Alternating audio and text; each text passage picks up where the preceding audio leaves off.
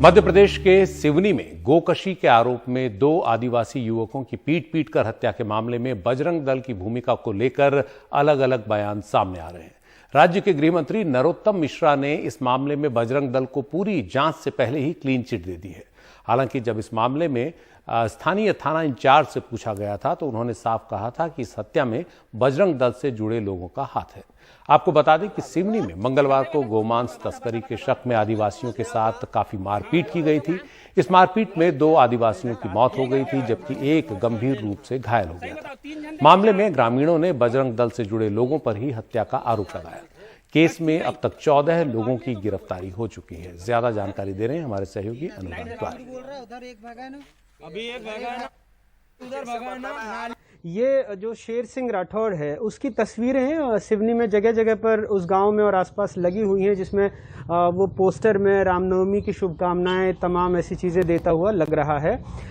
मैंने यहाँ पर अभी जो बजरंग दल के प्रांत संयोजक हैं उनसे भी बात की तो उन्होंने भी वैसे इनकार किया। उनका कहना था कि ये महाकौशल इलाके का मामला है और वहाँ के जो प्रांत संयोजक हैं बजरंग दल के उनसे हमारा संपर्क फिलहाल नहीं हो पाया।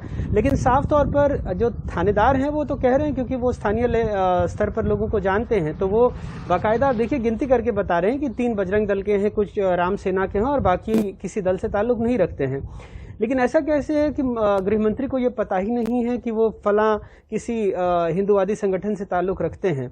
तो साफ तौर पर कहीं ना कहीं उनको बचाने की कोशिश की जा रही है। हालांकि यहाँ एक बात और मैं बता दूं कि जिन 2 लोगों की हत्या हुई है उसमें से एक शख्स को पिछले साल पकड़ा भी गया था गौकशी के आरोप में और लगभग 45 किलो गौमांस बरामद हुआ था और उनको जेल भी हुई थी और वहां से जमानत पर छूटे थे।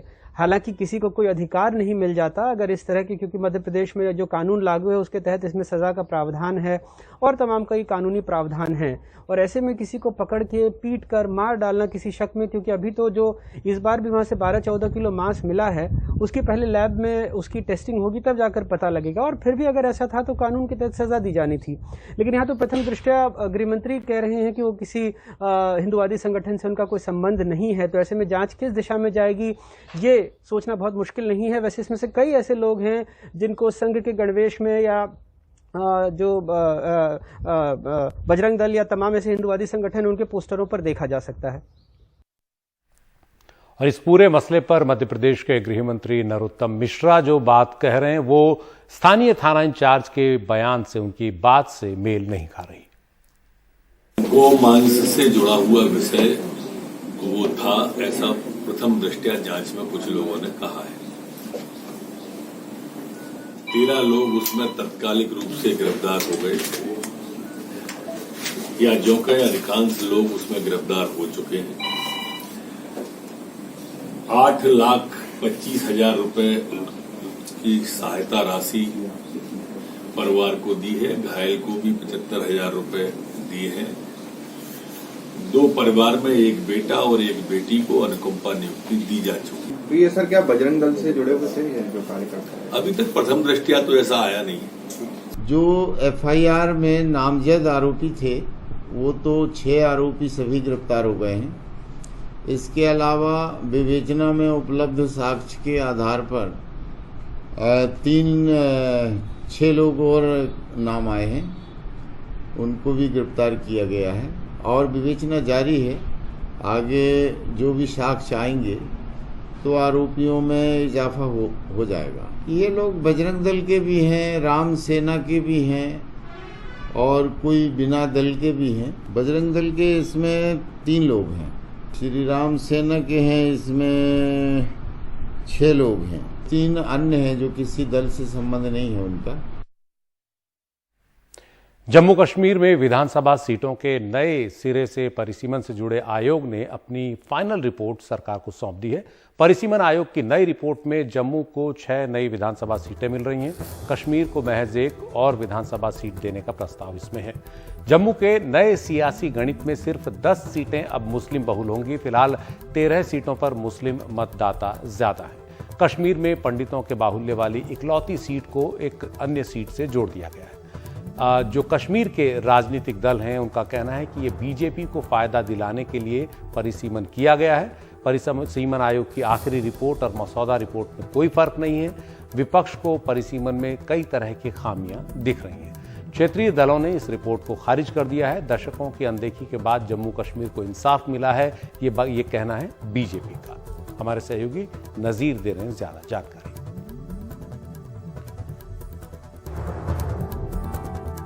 जम्मू कश्मीर के परिसीमन की प्रोसेस मुकम्मल हो चुकी है। फाइनल रिपोर्ट पे दस्तखत हो चुके हैं। डिलिमिटेशन कमीशन का जो प्रोसेस था वो आज मुकम्मल हुआ। 2 साल और 2 महीने बाद बिल आखिर आज जो कमीशन ने इस पे दस्तखत किए, जस्टिस रंजना प्रसाद देसाई और chief election commissioner of India और जो election commissioner Jammu Kashmir state के हैं उन्होंने दस्तखत किए।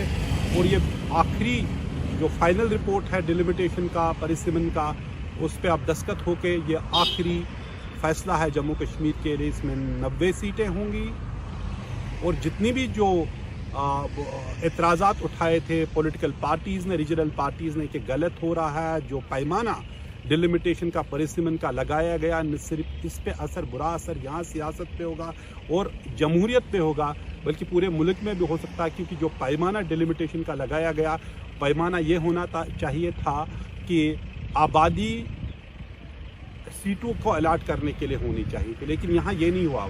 जैसे मैं आपको बताऊं, जम्मू कश्मीर के 2 डिवीज़न हैं, एडमिनिस्ट्रेटिव डिवीज़न जो है, जम्मू का डिवीज़न है और कश्मीर घाटी का डिवीज़न है। कश्मीर घाटी की जो पॉपुलेशन है वो जम्मू से 15 लाख ज़्यादा है, लेकिन जब सीटों का बंटवारा हुआ कश्मीर घाटी को लिए सिर्फ 1 सीट बढ़ाई गई और जम्मू के लिए 6 सीटें बढ़ाई गई। तो इसका आज जो है, पहले 46 सीटें यहाँ थी कश्मीर घाटी में, अब 47 बन गई है और जम्मू में जो 37 थी अब 43 बन गए। जो इसका पॉलिटिक्स का, जो सियासत का जो तराजू थी उसमें थोड़ा ज़रूर फ़र्क आ ही जाएगा।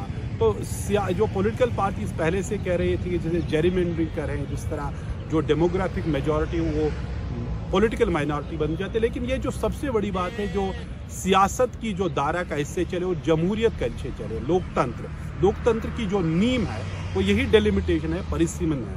ये नीम अगर सही हो तो जो लोकतंत्र सही हो सकता है, जमहूरियत सही होती है, रिप्रेजेंटेशन सही होती है। अगर इसमें कोई प्रॉब्लम है तो जो जमहूरियत और जो लोकतंत्र में भी प्रॉब्लम हो सकती है। इसीलिए यहाँ अपोजिशन कहते हैं कि सिर्फ किसी पार्टी को फ़ायदा पहुँचाना, किसी को नुकसान पहुँचाने की याद है कि क्या ये जो नींव है क्या ये सही बन सकती है। लेकिन जो कुछ भी हुआ, बिल आखिर 2 साल 2 महीने बाद ये जो डिलिमिटेशन का प्रोसेस है ये मुकम्मल हुआ।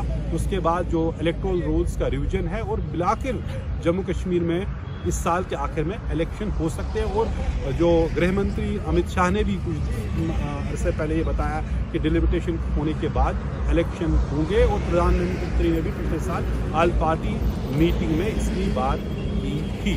तो कुल मिला के जो जमहूरी प्रोसेस जो जमूद उस पर तारी हुआ था वो शायद दोबारा खुल सकता है, चाहे किसी को एतराज़ हो या न हो। जिस तरह 370 पे चाहे किसी को एतराज़ था, किसी ने माना न माना, सरकार ने ये कहा ये हटाना, हट गया। रियासत को जो एक यूटी बनाना था बन गया। जो कुछ भी उसके बाद हुआ वो अब शायद तारीख है। इसी तरह डिलिमिटेशन प्रोसेस भी हुआ तो जम्मू कश्मीर की जो सियासत का जो नक्शा है बिल्कुल मुख्तलिफ है, जो हमने पहले देखा था उससे बिल्कुल मुख्तलिफ है। लेकिन सबसे बड़ी बात है क्या ये जमहूरियत को, लोकतंत्र को मजबूत करेगा या उसके जो फेयरनेस पे यहाँ सवालिया खड़ा होगा।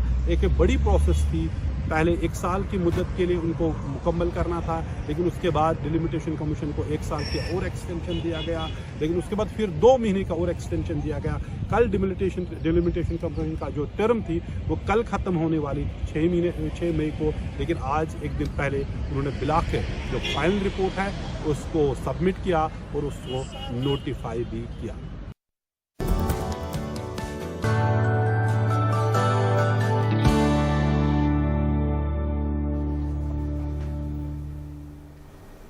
दिल्ली के जामिया नगर इलाके में आज एमसीडी के बुलडोज़र नहीं चले। बुलडोज़र चलने की वजह ये नहीं है कि एमसीडी ऐसा नहीं चाहती थी, बल्कि दिल्ली पुलिस उनको सुरक्षा नहीं देना चाहती थी या नहीं दे सकती थी, इसलिए ये बुलडोज़र नहीं चले।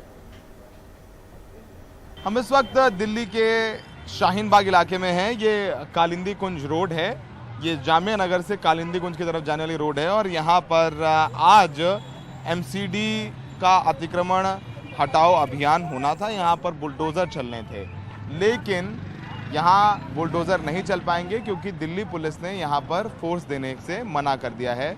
आज जामिया नगर थाने से और इस पूरी रोड पर यहाँ अतिक्रमण हटाना था, अवैध कब्जे हटाने थे एमसीडी को, लेकिन दिल्ली पुलिस ने मना कर दिया है फोर्स देने से। और पहले भी जब शाहीन बाग का पिछले हफ्ते इन्होंने प्लान किया था कि शाहीन बाग में बुलडोज़र चलाएंगे, तब भी दिल्ली पुलिस ने लिखित तौर पर कहा था कि आप एक दिन पहले बताएंगे तो फोर्स का इंतज़ाम नहीं हो पाएगा, कम से कम 13 दिन का वक्त दीजिए। और आज भी अनुमति नहीं मिली है। 13 मई तक दक्षिणी दिल्ली नगर निगम का विशेष अभियान चल रहा है और इस अभियान के तहत अवैध कब्जे और जो अतिक्रमण है उसको हटाया जा रहा है। कल संगम विहार के इलाके में लगभग 13 रेडी पटरी वालों की जो दुकानें थीं वो तोड़ी गई थीं, लेकिन अभी तक ना एमसीडी के बुलडोज़र आए हैं ना दिल्ली पुलिस के जवान। तो यानी ऐसा लगता नहीं है कि यहाँ पर बुलडोज़र चलेगा। और अगली तारीख जो मुकर्रर की गई है शाहीन बाग में अतिक्रमण हटाने की, वो तारीख है 9 मई की। तो 9 मई को भी काफ़ी दिलचस्प तस्वीरें रहेंगी। शाहीन बाग और जामिया नगर का ये मुस्लिम बहुल इलाका है। लोगों का कहना है कि एमसीडी चुनाव आने वाले हैं जिसके तहत बीजेपी शासित एमसीडी हिंदू मुसलमान के ज़रिए वापस लौटना चाहती है सत्ता में। और इसके अलावा ये भी कहा जा रहा है कि शाहीन बाग वो जगह है जहां पर नागरिकता कानून के दौरान उनके खिलाफ जो आंदोलन हुआ था उसमें महिलाएं बैठी थी महीनों तक, तो वो एक सांकेतिक तौर पर काफ़ी अहम हो जाता है। तो यहाँ पर बुलडोज़र चलेगा तो एक संकेत जाएगा, तो संकेत होगा वो ये होगा कि देखिए यहाँ पर भी बुलडोज़र चलाया गया है। तो फिलहाल यहाँ पर दिल्ली पुलिस के जवान नहीं पहुँचे हैं, ना बुलडोज़र पहुँचे, और दिल्ली पुलिस ने फोर्स देने से फिलहाल एमसीडी को मना कर दिया है। सहयोगी संजय कौशिक के साथ शाहीन बाग से सौरभ शुक्ला, एनडीटीवी इंडिया।